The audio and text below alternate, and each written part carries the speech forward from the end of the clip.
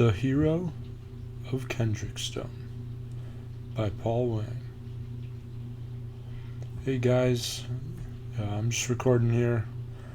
I want to walk you through, actually play you through The Hero of Kendrickstone. This is a game developed by Choice of Games and created by Paul Wang. Don't really know much about it, just know that it's a text-based game. You get to make choices. We got stats over here. We'll be checking those out later in the game, achievements. But let's get right into it.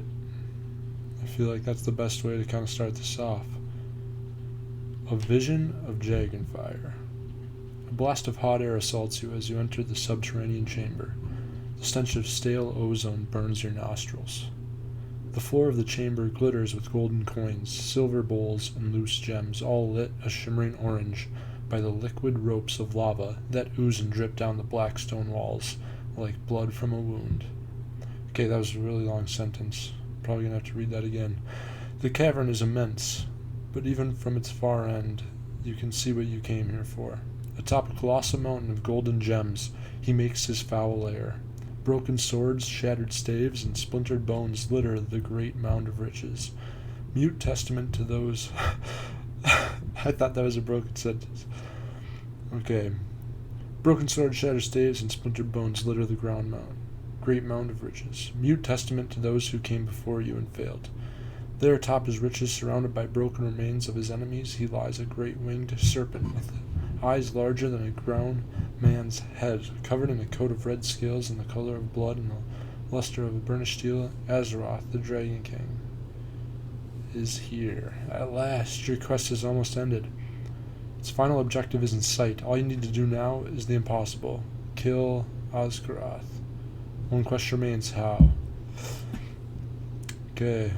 Well, it looks like I get to choose kind of who I want to be. What a better way to kick off kind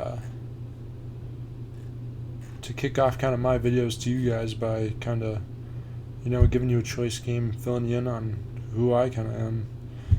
I do like the warriors, wizards. Wizards are alright, but I mean, you always have to worry about mana. It's never a fun thing to do for me. I've never been good at thieves, and I'm definitely not a fast talker. That's probably the worst thing I am, but I mean, one can dream, right? Let's fast talk him to his doom. From the debris strewn around his lair, it is clear that Azeroth has dealt with many would-be heroes before. No doubt he expects further intruders to assail him with steel or magic. So you do the unexpected. You walk right up to the massive dragon, your hands open and outstretched, in a gesture of surrender. You are less than 50 paces from the great dragon when he rouses from his slumber. The second he opens his eyes, you fall to your knees and prostrate yourself, playing the role of a terrified lackey to the hilt. What is this? Sorry, let me do that again. What is this? Azeroth rumbles, his voice loud enough to make your head ring, even as far away as you are. He moves his head closer, a question upon his reptilian lips. Why have you awoken me from my slumber, puny woman thing? Aw. Puny woman thing? This puny woman gonna be the dragon's doom? Stupid dragon doesn't even know I'm a man. Okay. Stupid dragon doesn't even know I'm a non-binary option. Okay, so I'm just choosing gender. I'm a man. I'm a man. Alright. However doomed this dragon will be for the moment, it has 100 times the strength of a puny man thing like you. Best you start talking. I was traveling through your domains when I was waylaid and captured by a band of vile outlaws, you begin. They brought me back to their camp, where I saw crates full of picks and shovels. The dragon's eyes narrow in concern as he leans in closer. Go on, he commands. You nod desperately, playing the part of a puny human to the hilt. I heard them talking around the campfire. They said to plan to tunnel into this mountain on this very day, slay you in your sleep and steal all your treasure. Askroth exhales sharply, the heat from his breath burning against your bare skin. You pretend to cower. The dragon withdraws slightly. Then what happened? He asks. When the brigands were asleep, I cut my bonds on the edge of the sharp stone and came here to warn you, great dragon. You respond. I have no love for these outlaws, and I would not want you to lose your treasure. Askroth leans in, the point of his snout almost within arm's reach. And why might you want that? You cringe and try to make it convincing. I was hoping for a reward, great dragon. You stammer, laying it on thick. The dragon withdraws, apparently satisfied with your answer. You humans are all alike. You love your things too much. Don't burn down my village. Please stop eating my peasants. Give me back my daughter. Didn't know his dragon's still talking. He looks at you again, head looming over you, enveloping you in his shadows. You remember to cringe harder. It's not hard to. Gosh, I feel like a coward. Tell me your name, worm, he commands. You nod and try to look absolutely terrified as you give him your name. They have select names for you. Okay. Roland. I'm gonna be rolling in some dough pretty later. Yeah. Very well, Roland, the dragon growls. When and where will these thieves strike? You take a good look at the cavern wall and point to a suitable spot. There, you exclaim. They planned on to come out the tunnel that day. There, on that day. This day. Not that day. This day. Askroth turns to the spot at which you point. His countenance turns fierce and flames bubbles from his clenched jaw. They would try to steal you from me. The dragon's snarl is almost a weapon in itself. Tremble, thieves! Askroth comes for you. Oh my gosh, this dragon talks in the third person. What a douche. With a mighty heave, the dragon lunges forward, right into the wall. With his great talons, he tears at the black rock, sending stone fragments the size of oxen flying as they were grains of sand. With incredible violence, Askroth rips at the wall of his cavern. Focus solely on rooting out and killing the imaginary thieves. Your tricky has convinced him are there. I convinced him there's thieves. Then, with a mighty crack, the stone above the dragon begins to fracture. In a single-minded fury, the dragonkin continues to dig, even as the cracks grow bigger. Until a thunderous crash and a cloud of black dust, the entire side of the cavern breaks free, sending thousands of tons of rock down on the head of Askroth. Okay then. Despite being battered, beaten, and buried under a veritable mountain of rubble, he still lives. Okay. His head protrudes from the bottom of the fallen stone like a worm from an apple, as he stores his defiance. Fraud! Trickster! Charlatan, I shall have you brought alive. I'll tear out your lying tongue and ram it down your throat. I don't know why he got changed voices there, but you know better than to take the dragon's threat as full value. Right now he is pinned, immobile, and helpless. But he's a dragon. You pull out your belt knife. Oh, Jesus, it's a pitiful thing, as weapons go, with the blade barely as long as your hand. But it is plenty long enough to drive through the eye of an opponent and into his brain, even if that opponent is a dragon. Askroth begins to lose his nerve as you approach. You may have outwitted him, but he is no fool. He knows what is coming next, and even dragon fears death. No, trickster, you have me bested, but you need not to kill me. I'll give you half my hoard if you let me live. Imagine the riches you would have. For a moment you do. You consider the immense collection of gold and gems around you, even half of what would have been enough to buy a whole kingdom. You dismiss the thought when you remember why you are here in the first place. You must kill Askroth. I don't know, I feel like the dragon is just playing dead almost. Feels too easy. Because that and you get his gold. protect the nearby city of the dragon attacks. Free the dragons, human slaves.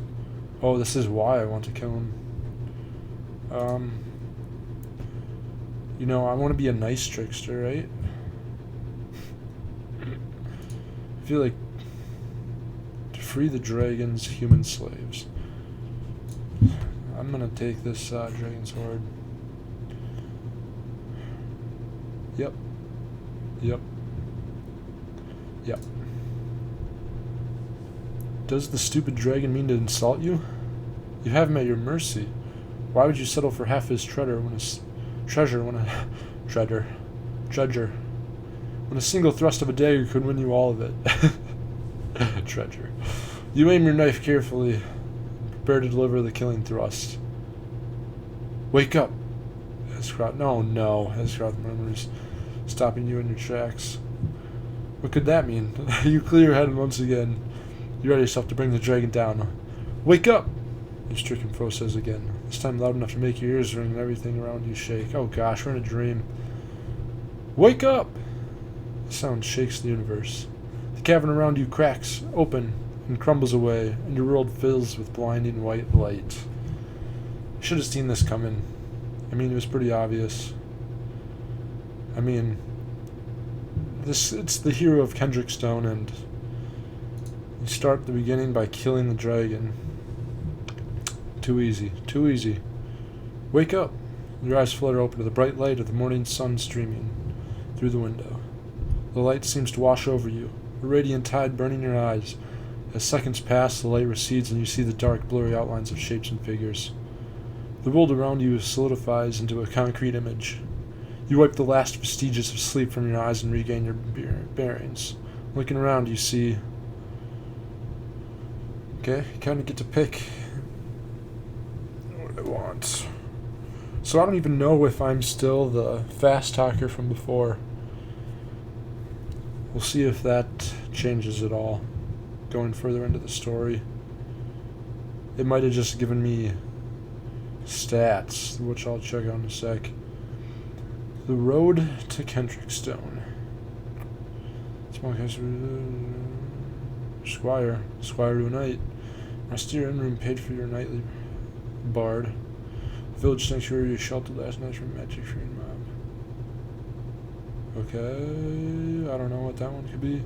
Shepherd's hut where you were born and raised and your parents died. Classic. You haul yourself out of bed slowly, crawling to the edge of the wide, straw-filled mattress. Someone called you awake. Was it your... No. It couldn't have been. Your bed was made for 3 people, and once, 3 people had filled it. Now your parents are dead, carried away by a sweating fever that swept through your little village of Forester's Hollow last winter. The few pieces of solid wooden furniture that once filled your parents' cottages are gone too. Only the bed remains. You sold it all when you finally made your decision just a few days after the last of winter snow melted. You take a few moments to pack up the last of your belongings, chief among them a stout quarterstaff, crude-looking but well-made sling, and a bag of lead sling bullets.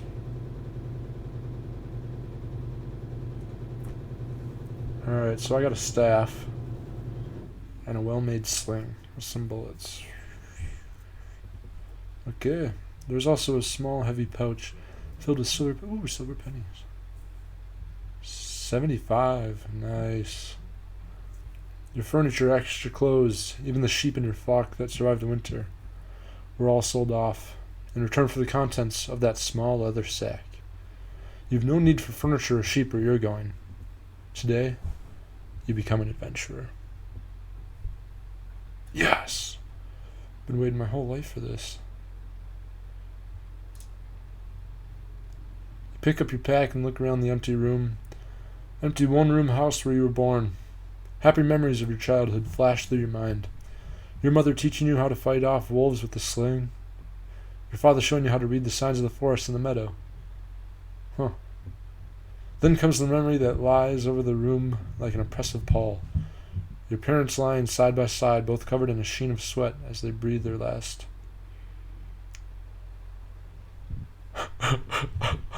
Oh God. On the day your parents were taken from the house and burned. Oh, yep. You realized that the house you grew up in would never be yours. It'd always be your parents' house. It had been built with their sweat and blood and lives of hard work.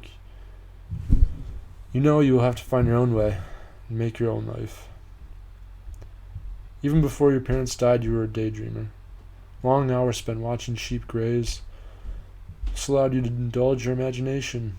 Even on those idyllic summer days, you imagined you were, someone to be reckoned with you and bounded. I like that. Someone to look up to. So far. Someone on their own path. Okay. Someone for tyrants to fear. An enemy of evil things. Someone on their own path. See, I like this. There's too many restrictions in life, you know?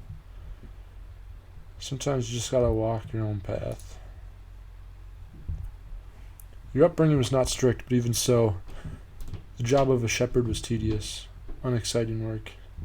Sometimes you wondered what would happen if you simply set your staff down, let the sheep wander off, and walked away from it all. Of course, you never followed through. You and your parents depended on the sheep for your livelihood. Now they're gone.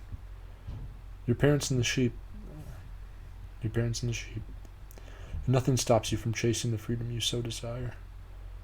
You push open the rough wooden boards of the front door one last time. Taking a deep breath, you step out into the morning sun. You walk down the oft-trodden path to the pitted and rough country road. You head for the small stone bridge that leads across the river and out of the village. Despite having lived in Forester's Hollow all of your life, you know where you are bound. You've heard it on the lips of your parents. Of others in the village, you all know what's coming, and of passing traders, Kendrickstone. Kendrickstone is a walled city of 15,000, one of the greatest settlements in the Concordat. It is a seat of the Duke who rules over your village and many others. It is a place where your daydreams might come true. You sling your pack against your back as you walk down the dirt road and take your first steps as an adventurer. It's a big step, boys. It's a big step. Alright, you can do it. You can do this. Nice. Achievement unlocked. Leaving home. Alright, I'm going to check out these stats. Alright, I have very little compassion order. Okay. Name is unknown. I thought it was Roland. Okay, that's weird. Roland, a young man of Forest Solid, freelance adventurer. Nice. See, that's what I'm talking about. The name is unknown. Subterfuge, eloquence, prowess, pragmatism. I wish I knew what that meant. I'm guessing it's the opposite of compassion. You wear no armor. Current wealth is 75,000. You're in perfect health. You're not feeling too bad today. As opposed to most days when I'm feeling terrible. Your middling morale confers neither bonus or penalty to all attributes. Awesome. Alright, so it's kind of interesting how it goes along with you, especially for being just a text game, you know? Alright, soon you find yourself walking east down the wide earthen road to Kendrickstone. Even as the crisp, cool air of the early morning gives way to the heat of the noonday sun, the trees of the forest to each side of the road shade you from the warmth of the day. Thankfully, the last few days have been similarly clear and dry, which means the road is firm under your feet. You know well enough that a single heavy rainfall can be enough to reduce a dirt road to a knee-deep mass of mud and slime. Such a quagmire would make traveling...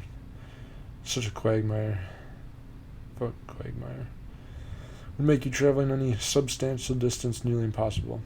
Today, however, the road's as solid as rock under your feet. You make good progress, pausing every few hours to rest your legs. For nearly the entire day, you walk on in solitude. The sounds of the forest and the occasional flittering of the birds are your only companion. Therefore, it is almost a surprise when you hear the clip-clop of iron-shod horses and the rattle of wheels rises from the road ahead.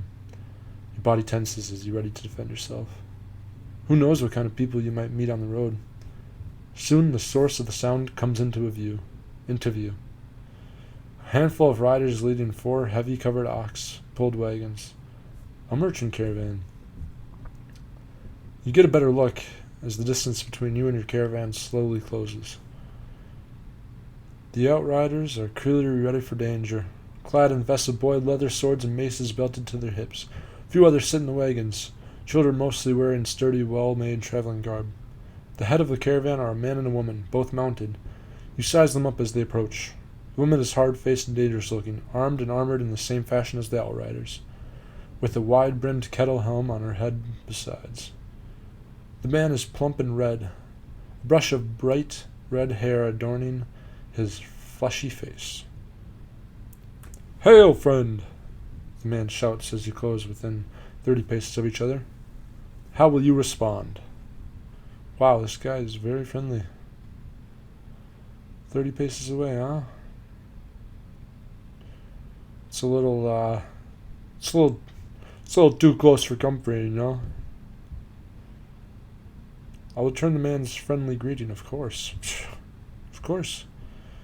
Wave back, but I keep my distance. Keep my head down and keep walking. Now I'll wave. Of course, you know, I gotta return that. Gotta return that greeting, of course. You wave back. "Hail to you as well," you respond. The caravan guards seem to relax visibly as you do. "Well met, boy," the man replies as he halts his caravan before you. "We haven't seen a lot of travelers on the roads these past few days." The woman beside the caravan master keeps her distance. As far as you can tell, she's entirely preoccupied with scanning the road ahead for threats. Judging by her expression, she seems less amused by the momentary stop. "Thanks, lady." The caravan master extends his hand to you. "I am Michael of Torrenhall. This is my caravan, and the dour young lady next to me is my associate Hilde. Hilde. You must excuse her.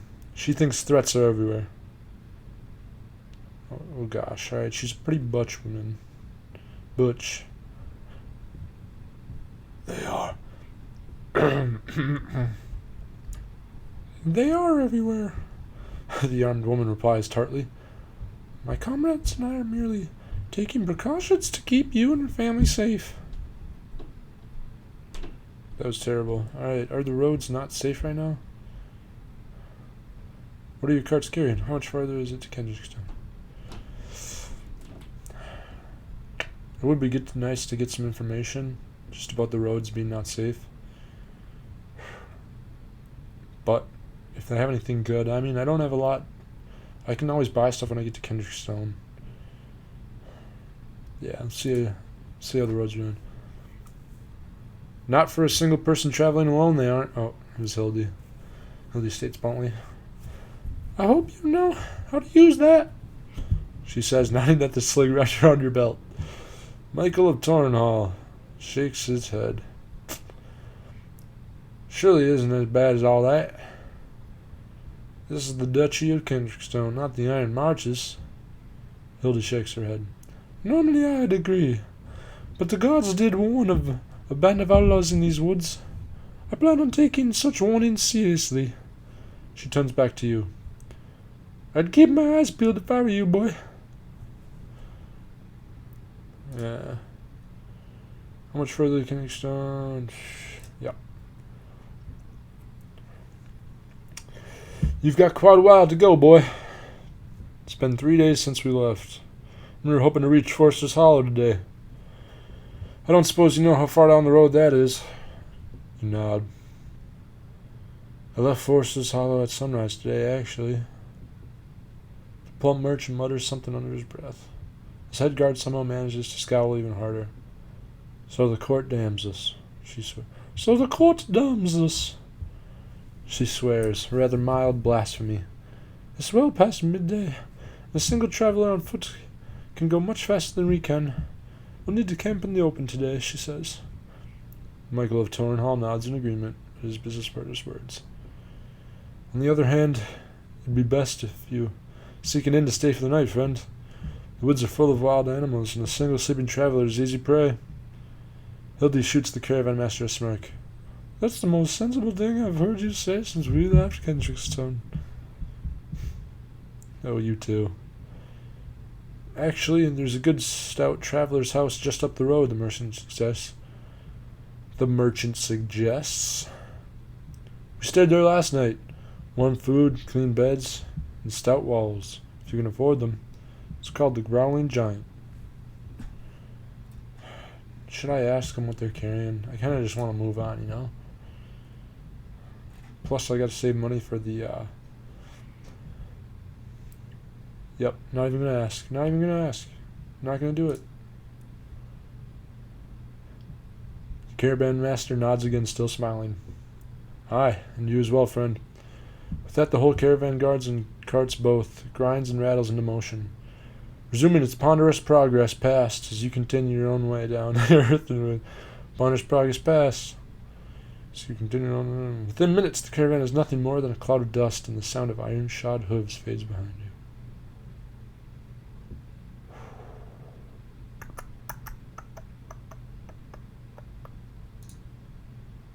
Jesus. Before you've gotten much farther, the sun reaches the horizon and the sky begins to grow dark. This late in the day, mosquitoes come out in force, buzzing around you in thick, black clouds, even as darkness turns the verdant forests to each side of you into ominous triangles of shadow. You know better than to think that the dark woods are empty, though. Wolves come out to hunt at night. Such creatures have no qualms about attacking lone travelers if they are hungry enough. The sight of a large building up ahead, with brightly lit windows and smoke coming out of its chimneys, is welcome indeed. As you get closer, and the sun finally dips under the horizon, you see that the structure is a large 2-story hall accompanied by a row of stables and surrounded by a head-high stone fence. Sounds of music and laughter spill out of the open windows, and a bright watchfire burns at the fence's gate, next to a crudely painted wooden side of angry-looking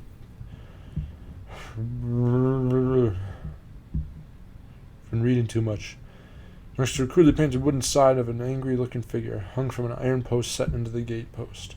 The Growling Giant Inn, the sign says, bright letters visible by the light of the watchfire. You make your way past the fence through the courtyard and into the main hall. The high-ceilinged common room of the Growling Giant Inn is bright, filled with the stink of urine, spilt ale, roasting meat, burning wood, all the aromas of human civilization. Amen. Maybe half the benches in the big room are empty. The rest are filled with merchants, caravan guards, and other travelers, each busy with their own amusements, whether food, drink, dice, or song. You walk up to the bar. Behind it sits a tall, burly innkeeper, idly polishing a bottle of some dark fluid you've never seen before. You ask him for a bed for the night. In response, the innkeeper rattles off a long list of options and their associated costs, from the expenses and luxuriouses to the downright squalid but cheap. How will you choose to spend the night? It's only 15 silvers for the big room.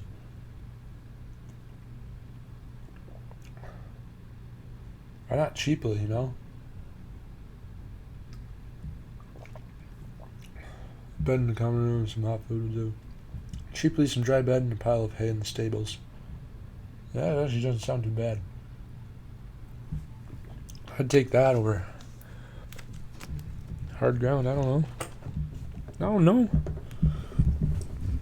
Definitely don't have enough to live lavishly. I mean, a bed in the common room. At least you get a bed and you're inside, you know. I feel like something's gonna happen. Like, you're gonna start smelling if you go cheaply, and then you're gonna meet someone that you won't want to smell for, you know. But the bar is covered with urine, you know, the stink of urine. So, I mean, you could take a chance with the hay, but yeah, I do like a modest living, you know. The sup you eat that night isn't the worst you've ever had, but it could certainly be better. Still, a bowl of honeyed porridge, a crust of black bread, and a tankard of almost sour ale fills your stomach quite well enough. That night you are shown to a straw-stuffed mattress on the wooden floor of one of the common bedrooms, where you set aside your belongings and lie down among a dozen other sleeping men and women. Oh gosh. Okay, so they're all in there with you. Despite the accumulated fatigue of the day's travel, it still takes you some time to fall asleep. Kept awake as you are by the loud snores of someone. It's too dark to know who, at the other end of the room. You suppose this is something you'll have to get used to as an adventurer. Should have gone on in the stables. Finally, you are simply too fatigued to stay awake. You close your eyes and do not open them again until next morning. Despite your initial difficulties getting to bed, you find that your sleep has returned some of your energy. After a small breakfast of black bread, cheese, and more ale, you set off down the road to Kendrickstone once again. Oh my gosh, this guy's an alcoholic. I'm an alcoholic. Drinking ale with breakfast. That's awesome. That is awesome. By noon, you can tell you are getting close to the city. In the distance, through gaps in the trees, you catch the sight of smoke from 1,000 chimneys. You pick up the pace, knowing that there are unlikely to be any more inns on the way to the great city. Finally, halfway through the afternoon, you see in the distance the tower of bright red stone. One of the spires of Kendrickstone's keep. Yes! We're there. Alright. Whew! You squint your eyes and lean forward for a closer look, which is why you don't realize you aren't alone in the forest, until an arrow buries itself in the dirt of the road just a pace in front of you. Oh, snap. I knew an encounter was coming. You can't get to Kendrickstone that easily. Probably going to ask me for a token to pass. The foliage for the sides of the road rustles, and step out a half a dozen men and women. Each is armed, each looks at you threateningly, and each is clad entirely in black. You doubt they are here to exchange pleasantries. One of the black-clad men carries an ash bow in one hand. No doubt he was the one who shot it at you. He steps forward, expression malevolent. One lone child wandering down the road when there's bandits about? Foolish. Very foolish. Your muscles clench. Your eyes widen. You feel a bead of cold sweat trickle down your back. The black-clad archer, clearly the leader, pulls another arrow from his quiver and knocks into his bowstring. Hand over your coin and weapons, boy. Slowly. No sudden movement so this next arrow goes through your heart. What will you do now? Fight them, of course. Try to lose them in the forest. Oh, I don't have magic. Do not have magic. Those mana problems. Maybe I could stall them with words. I am a quick thinker. Yeah, there's 12 of them. Half a dozen. 6 of them. Okay. I'll stall. Stall and think of a plan. Hey, wait a minute, you exclaim as you back away and raise your hands. I'm just a poor traveler. I don't know anything worth stealing. The black-clad brigand responds with harsh, joyless chuckle. Nothing to steal, huh? One of the other bandits speaks up. Bet the boy's got some coin in that belt out there. Oh man, they're on to me. Another pipes up, eyes sparkling with malice. Even if the stupid boy's got no coin, we could just cut the little fool's head off. Maybe we could put on a stake outside the camp. That'll scare any unwanted visitors away. Oh my god, this guy's a psycho. The bandit leader thinks of that for a half a second, before nodding and bringing up his bow as he does. Why, I think that's a rather good idea. He aims his bow at your heart. Don't worry, Snarls, I'll make it quick. Oh no, we're dead. We're dead. Stop right there, criminal scum. The black-clad archer turns toward the sound of a new voice, almost by instinct. He looses his arrow, only to see it bury itself in the painted oak of a stout shield not 10 paces away. The shield's bearer is tall, muscular figure, covered in a full suit of steel mail and a heavy great helm, glittering in the afternoon sun. The newcomer carries the sword and shield of a noble-born soldier and wears the surcoat of a knight. Impossible! The archer's growling, snarling voice jumps an octave. I shot you! I shot you right in your meddlesome heart! I killed you! The knight laughs, a low, husky contralto echoing within her closed helm. Oh, you tried to kill me, you stupid brat. The bandit scrambles backward, hands shaking with panic as he tries to draw another arrow. The knight advances slowly, deliberately. The archer looses his shaft, only for it once again to embed itself in the armored woman's shield. Wow, she's good. The bandits rush the knight, and one of them lunges a dagger held high. The mail-clad warrior barely breaks her stride. A subtle shift of her footing sends the charging bandit staggering past, and she knocks him down with a contentious flick of her shield. Behind the helpless attacker, the others stop in their tracks. The knight's prowess had given them enough pause for her to advance on the bandit leader. So that's what prowess is. Who has dropped his bow and now holds his dagger before him like a talisman. The bandit, who seemed so frightening just a moment before, has been reduced to a whimpering child. It must be like I'm trying to think of the right words. Prowess, how you look, not really look to others, but just your, macho-ness, your intimidation almost, If you'd found me in a happier mood, I'd advise you to try to kill me harder next time. Ha! Nice. Nice burn. The knight jests, the dryness of her voice thick enough even to be evident through her helm. Today, however, I'm going to make sure you won't try to kill anyone ever again. Oh. The knight slams her shield into the bandit leader as if it were a giant oaken fist. The dagger drops from the archer's fingers, and the knight brings her blade down onto the bandit's head, cleaving skin, bone, and brain. A quick death. Jesus. With a fluid kick, the armored warrior sends the archer's body tumbling to the ground. By the time it hits the floor, nobody else is in sight. Nobody living, anyhow. Come on, I want to pick some stuff. When the bandit's gone, the knight wipes her blood sword on her surcoat and rushes towards you, still holding her shield up. Are you all right, boy? Have they hurt you? She demands, as she sheathes her sword and puts down her shield. You shake your head. I'm all right, ma'am, you reply. The knight gives you a suspicious look. Are you certain? I'll not have you die on me because you decided to hide a wound for the sake of foolish youthful pride. There's a pain in the knight's voice. She is speaking from personal experience. You are indeed still unhurt, however, and after a moment's inspection, your armored savior seems to agree. The knight helps you up with one muscular hand. She takes off her heavy steel helm and padded coif, with the other to reveal a strong-featured face barely touched by age, but heavily ravaged by scars of battle. She offers you a polite bow as you find your feet. Her short-cut mouse, brown hair dangling in sweat-matted tangles around her head as she does. Sweet, I got a bow. I have the honor to be Dame Mildred. Is she announcing herself to me? Dame Mildred of Sonamerce, a knight of Kendrickstone, she says, with a finality that seems to sit uncomfortably with her. Who might you be? Roland, from Forester's Hollow, you reply.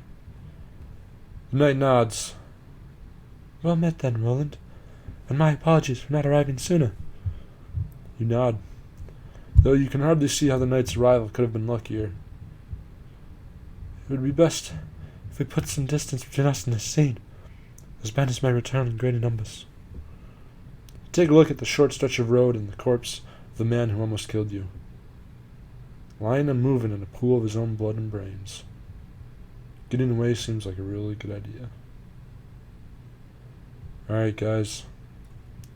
That's where we're going to stop for now. Let's see if they can get away when we come back next time. I'm nervous.